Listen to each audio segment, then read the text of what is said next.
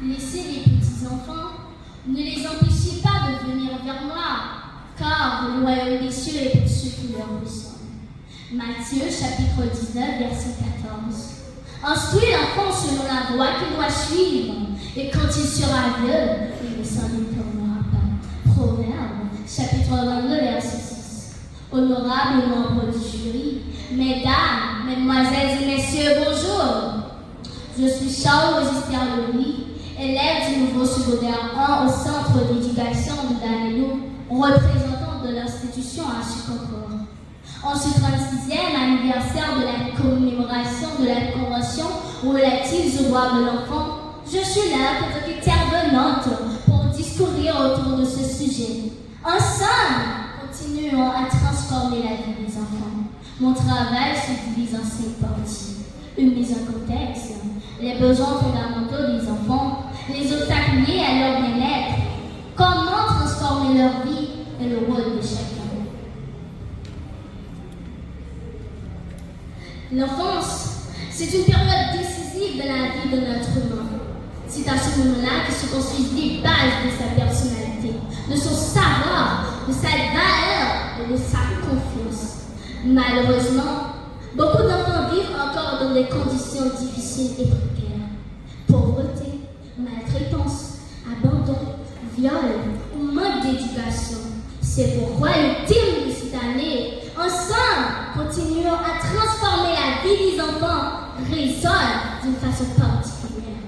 Selon l'Organisation mondiale de la santé, l'OMS, les besoins fondamentaux de l'enfant se regroupent en 2 catégories, les soins attentifs et les soins bienveillants, ce qui inclut l'alimentation, la santé, la nécessité, la sécurité, la nécessité d'opportunités d'apprentissage dès la naissance. Ces besoins sont essentiels pour une croissance en développement optimal. Avoir accès à une alimentation nutritive et à des soins de santé de qualité est crucial. La sécurité affective, la protection contre la violence, la maltraitance, ainsi que l'environnement stable et rassurant, d'où l'importance de l'institution du bien-être social et de recherche qui berce. Les enfants ont besoin d'opportunités d'apprentissage dès leur plus jeune âge pour développer leurs capacités cognitives. Cela inclut aussi la stimulation par le jeu, la danse, le chant, le sport, la poésie, la peinture, l'athlétisme, l'art en général. Ils ont besoin d'avoir une identité propre, d'être valorisés, d'être compris, d'avoir des relations familiales et sociales solides, se sentir aimés et entourés. Ils ont besoin d'un endroit pour dormir, d'un message parental et à quelqu'un qui peut confier les moindres choses. L'UNICEF, le Fonds des Nations Unies pour l'enfance, est l'agence des Nations Unies qui œuvre à la protection des droits de chaque enfant à travers le monde, particulièrement les plus défavorisés. L'organisation a pour mission de sauver des vies, défendre les droits des enfants, leur aider à réaliser leur plein potentiel. C'est peut-être une parenthèse. La notion de besoins fondamentaux de l'enfant renvoie à la question essentielle de la détermination de ce qui est nécessaire pour l'enfant.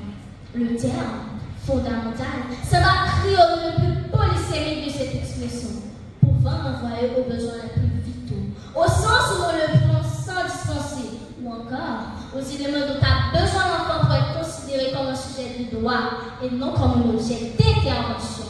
Selon une étude au Luxembourg en mars 2023, le budget mensuel minimum pour les besoins de base d'un enfant de 0 à 6 ans se situe entre 304 et 361 €, soit 46 107 €. L'aliment étant le poste de dépense principal.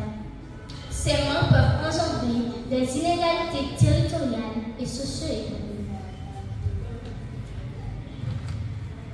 D'après une étude réalisée par World Vision et Lee, entre février et juin 2012, avec plus de 50% de la population âgée de moins de 21 ans. Haïti est un pays où les enfants et les jeunes représentent une force considérable pour le développement. De nombreux enfants à travers le monde, et même près de chez nous, font face à des situations Les violences familiales affectent gravement la santé mentale, la domesticité, les privent de leur droit de jouer et d'apprendre, interdisant toute forme de loisir. La pauvreté les empêche d'avoir accès à l'école ou à une bonne alimentation. Le manque de soins entraîne des maladies ou des retards de développement. La difficulté à trouver des structures abordables et adaptées aux besoins de la petite enfance. Les barrières linguistiques et la méconnaissance d'un système. Le manque de stimulation peut nuire au développement de l'enfant. Les conflits familiaux, mères célibataires et la polygamie peuvent être traumatisants, sans oublier les grossesses précoces qui privent les enfants de leur droit à l'éducation. Transformer la vie des enfants nous ramène directement de les institutions sociales.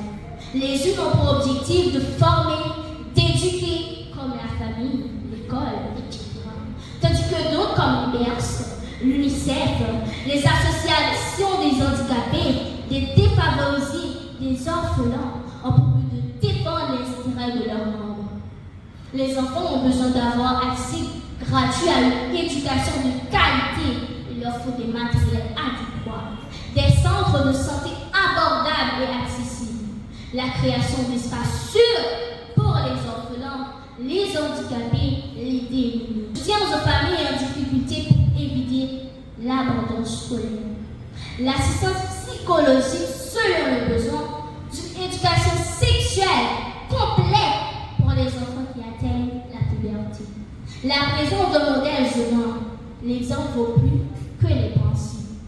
L'application des lois interdisant les abus contre les enfants, loi de 2003 en Haïti, la Convention internationale des droits de l'enfant, CID, ratifiée en 1994, et la loi de 1961 qui a créé les tribunaux pour enfants. L'application délicate de ces lois aiderait à éliminer toutes les formes de violence, de mauvais traitements, d'abus à l'endroit des enfants, ce qui débaucherait sur le respect des droits fondamentaux de l'enfant, tels que le droit à la vie, à l'éducation, à la santé, à la protection contre la violence, etc. Nous avons besoin d'actions concrètes pour des solutions durables. Nous en avons assez de belles paroles. Transformer la vie des enfants implique l'urgence à investir dans une vision sur le long terme, comme a dit une pédagogue italienne, Maria Montessori. L'enfant est pour l'humanité à la fois un espoir et une promesse.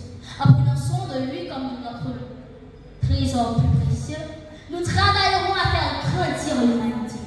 Mais au-delà des institutions, c'est chacun d'entre nous qui porte une responsabilité. Les parents doivent être les premiers protecteurs et éducateurs. Les enseignants doivent transmettre le savoir et motiver les élèves à croire en eux. L'État et les ONG, l'UNICEF, l'UNESCO, doivent veiller à faire appliquer les lois, à mettre en place des infrastructures et des programmes pérennes.